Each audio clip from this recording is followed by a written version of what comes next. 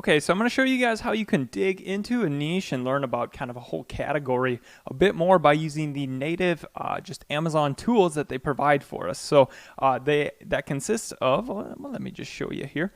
Basically what we got is if we go here, just like Google Amazon bestsellers, I'll put the link below.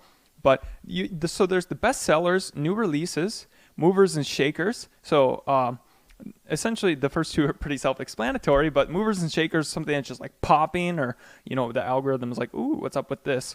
And then most wished for, and I like most wished for. So basically you can go down and go into these sub niches. So let's say we wanted to go to office products, new releases, bestsellers of office products, and then most wished for, blah blah blah.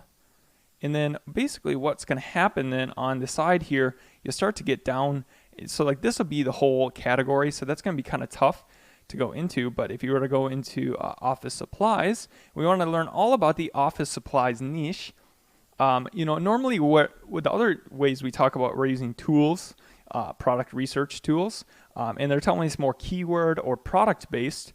But this is just an interesting way to look at. Obviously the best sellers is going to be it's going to be very competitive, but as you go down into subcategories, you may find less competitive products. I don't use this method too much, but it is a good way to learn about the niche. But a lot of people use this, but it is a free way. So go ahead, take a look at it. But now that we're in office products, go down even further. And all right, so let's say I might even go deeper, like binders and binding systems. Okay, it's a little bit interesting. Pencil pouch. Okay, this is probably all stuff launching for get back to school stuff and whatnot. So that's new releases, but what else? So let's go. What is the best sellers?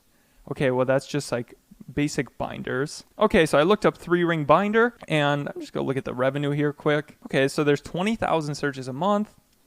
All right, there's some pretty good revenue here. Decently distributed.